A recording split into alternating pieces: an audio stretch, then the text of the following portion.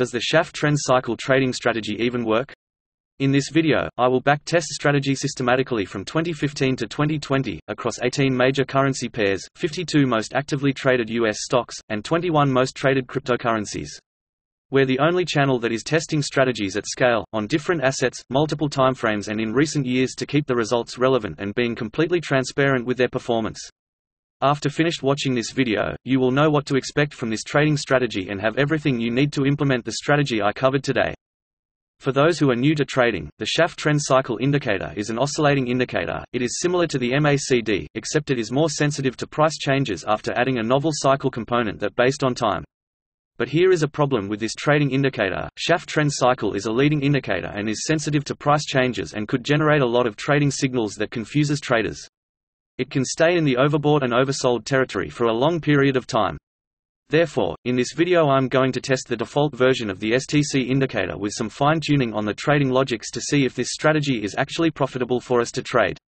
The settings for the Schaff Trend Cycle indicator is as default, where MACD fast line is set to 23, MACD slow line is set to 50.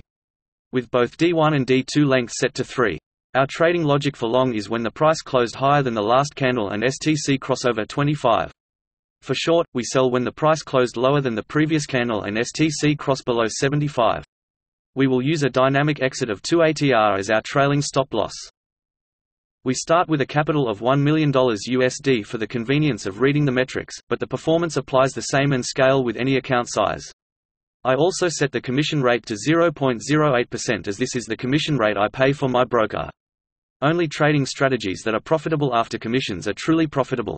Before recording this video, I've already tested this strategy and noticed it works best on the daily timeframe, therefore we will be trading on the daily chart. Change the timeframe to daily chart and we are ready to go.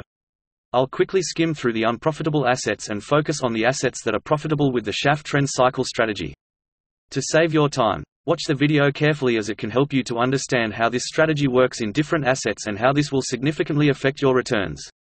Watch till the end to see the performance of the Schaff Trend Cycle strategy for every asset in our sample.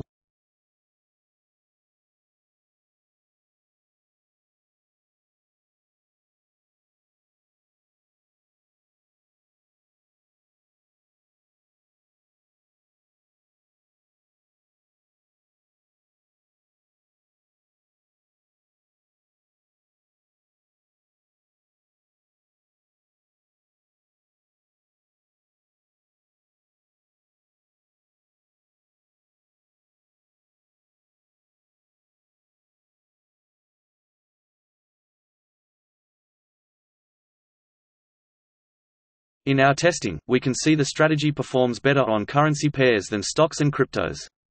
However, even though the strategy is profitable on some assets, but it usually requires the trader to stay in a trade for 3 to 5 months they can monetize their position.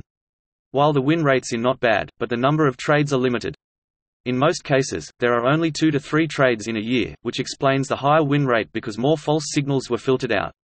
Savvy traders should consider extending the backtesting to fine-tune the parameters to improve its performance and see if they want to proceed with the strategy on a real account. If you find this video useful, click like, subscribe and hit the notification bell, so you can get the latest updates. Thanks for watching, take care, and see you next time.